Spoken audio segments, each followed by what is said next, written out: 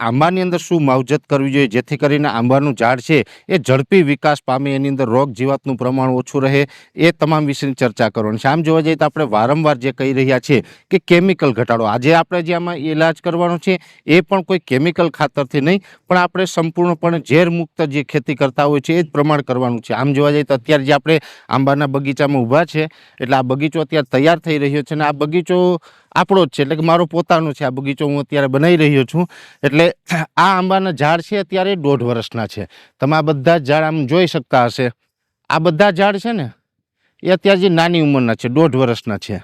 એટલે એ છે, આમ છે, આ બધામાં જે આંબા છે. એટલે હવે ખાસ આપણે આંબાની જે આ ઝાડ છે, આ કલમ છે, આ આંબાની કલમ છે. આ કલમ છે નૂતન કેસર. નૂતન કેસર નામની જે કલમ છે, અવડા આંબા છે. આમ જોવા જઈએ તો આંબાની અંદર પાણી ખૂબ ઓછું આપવાનું હોય છે. અને ડિસેમ્બર મહિનાના છેલ્લા અઠવાડિયામાં પાણી આપ્યું હતું. હવે આપણા જાન્યુઆરી 2026ની અંદર છેલ્લા અઠવાડિયામાં ફરી પાછા પાણી આપવા જઈ રહ્યા છે. ગયા વખતે માત્ર પાણી આપ્યું હતું, આ વખતે આની અંદર પાણીની સાથોસાથ ખાતર આપવાનું છે.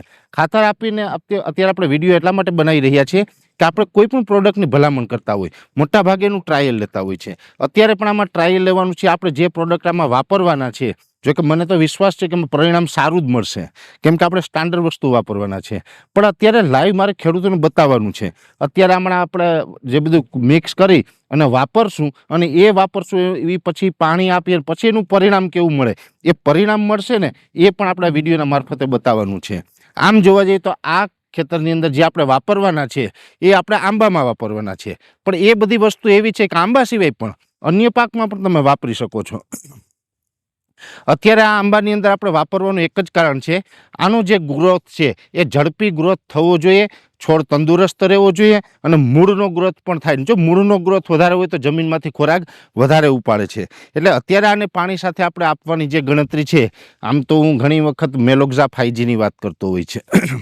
એટલે મેલોક્ઝા 5G પૂરતી ખાતર છે, જેની અંદર calcium, magnesium, sulphur, યુમિક, folic, seaweed અને બધા સૂક્ષ્મ તત્વો પોઈન્ટના પ્રમાણમાં આવે છે. બાયોફિલ્ડ છે એની અંદર 1 કિલો પેકિંગમાં છે. બાયોફિલ્ડ છે એ એગ્રીલેન્ડ બાયોટેક લિમિટેડ કંપનીનું છે. આમ તો એગ્રીલેન્ડ બાયોટેક લિમિટેડ કંપની છે, એની બધી પ્રોડક્ટ સારી આવે છે.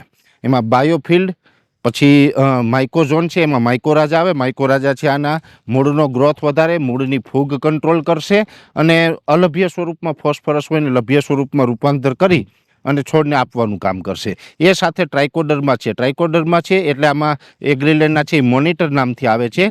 ત્યાર પછી વર્ટિસિલિયમ છે જે યોર્કર નામથી આવે છે. એટલે એગ્રીલેન્ડ બાયોટેક લિમિટેડની જે પ્રોડક્ટ છે એ 4 પ્રોડક્ટ છે: યોર્કર, મોનિટર, બાયોફિલ્ડ અને માઇકોઝોન.